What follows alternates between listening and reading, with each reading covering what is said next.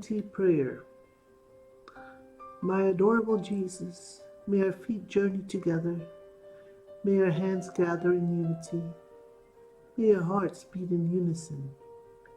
May our souls be in harmony. May our thoughts be as one. May our ears listen to the silence together. May our glances profoundly penetrate each other.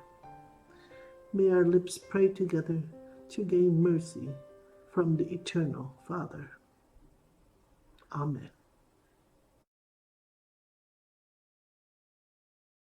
Now, is Trinidad familiar with the ancient prayer to St. Joseph? It was the oldest one. We know. We think it was composed in the year 50 A.D. Oh, St. Joseph, you whose protection is so great, so strong, so prompt before the throne of God, we place before you all of our interests and desires.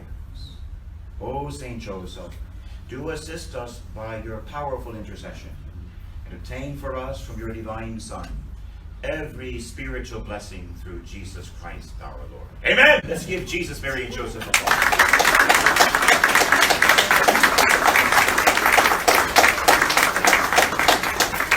Are we blessed? Amen.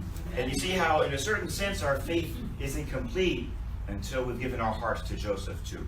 Amen? Amen. And you know, there's some amazing prophecies about St. Joseph. Princess Teresa of Avila, she was one of many saints who believed that Holy Joseph was assumed into heaven. It's not yet a complete dogma of the church, but that's the belief of many saints. But here are two you need to know about, okay?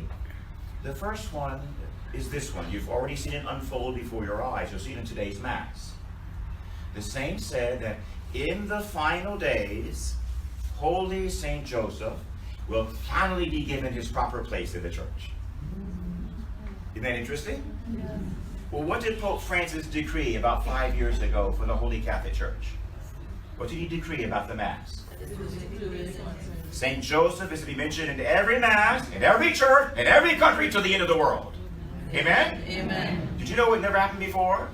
He's only mentioned in Roman canon number 1, since we were little tiny babies. Now in all the canons, like in every Mass, we are actually ordered to mention St. Joseph. Isn't that interesting?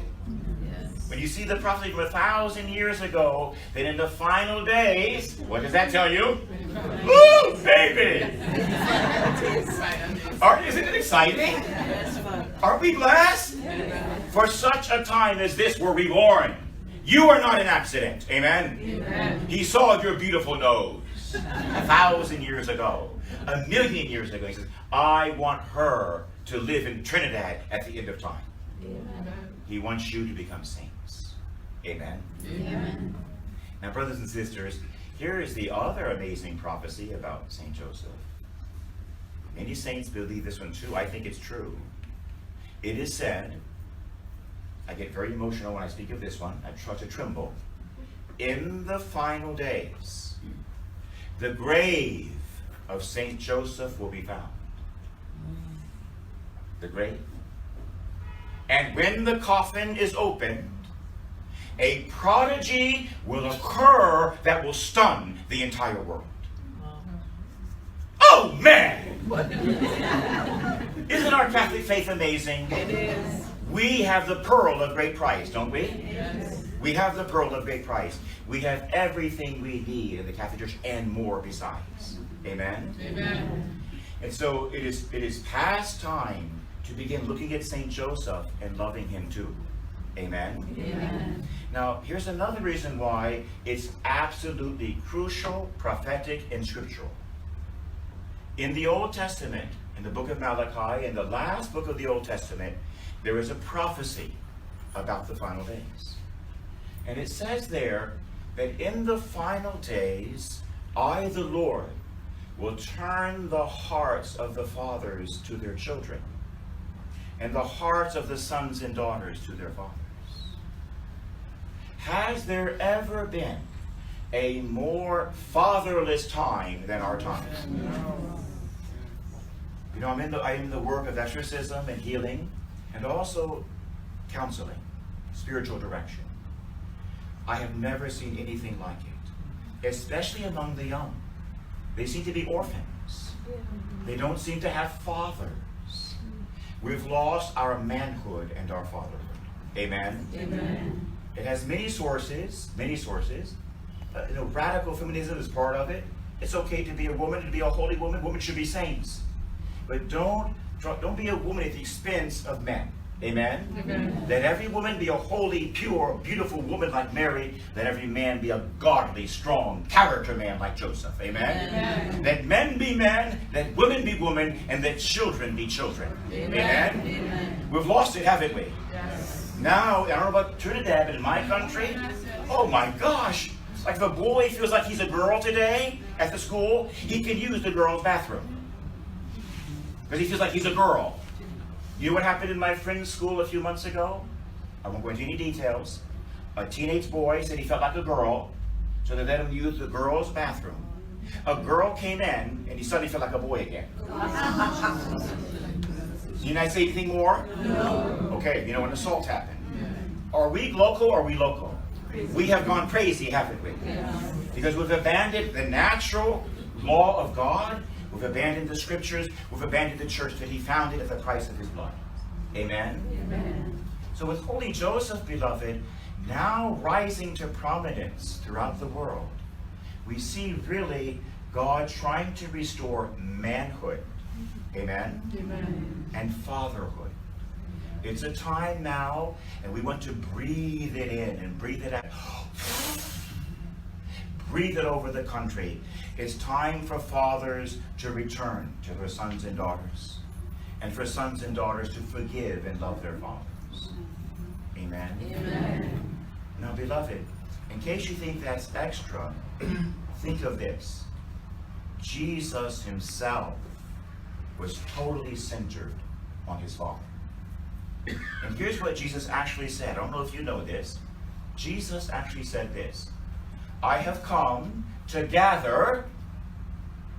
He never said for myself. I have come to gather for my Father a people who will worship him in spirit and in truth. Amen? Amen. Did you know that? Because I've come to gather for my Father all of creation, and even Jesus himself emerges from the heart of the Father.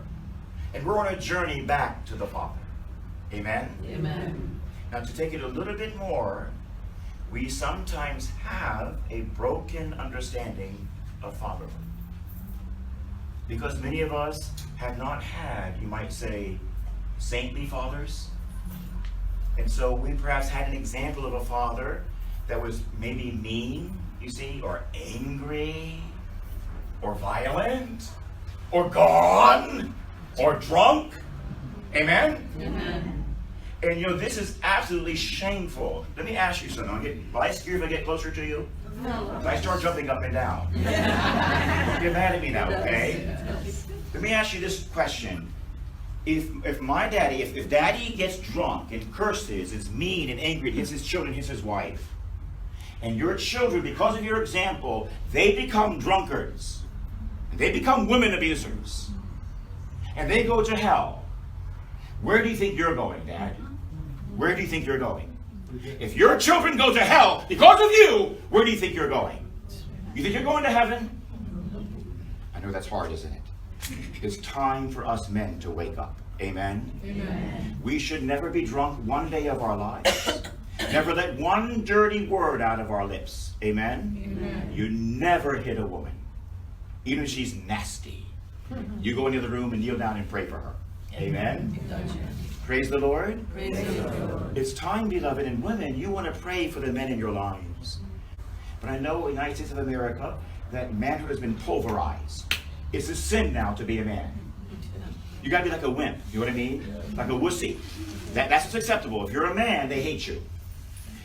We need to restore manhood. Amen? Amen. And holy woman of God, would you pray for your husbands and your sons? That God makes your sons just like Jesus. And your husbands just like Joseph. Amen? Amen. Praise the Lord. Praise the Lord. You know what? If you and I could see God the Father today, do you know that we would die? You know why we would die? Because he's so beautiful, you would die of joy. That's why you would die. Now listen, I have seen Satan in my room physically face to face. He's the father of lies. And he's ugly. He's made people think, even in the church, that the father is some mean dictator. You know what we call that in psychology? That's called projection. He's a dictator. He's a dictator. He makes us think the father is like him, and he is like the father. He's a complete liar. Amen? Amen. He is mean and dictatorial. The true father is so shy. When's the last time you've seen him? You see? That's how gentle he is. You see what I mean? He's anything but a dictator. Amen? Look at all the nonsense we do and he still forgives us. Is that a dictator? No. Give me a break. Amen? Amen. And have you ever thought of this? Here's what John says. God so loved the world, the Father, that he sent his only Son.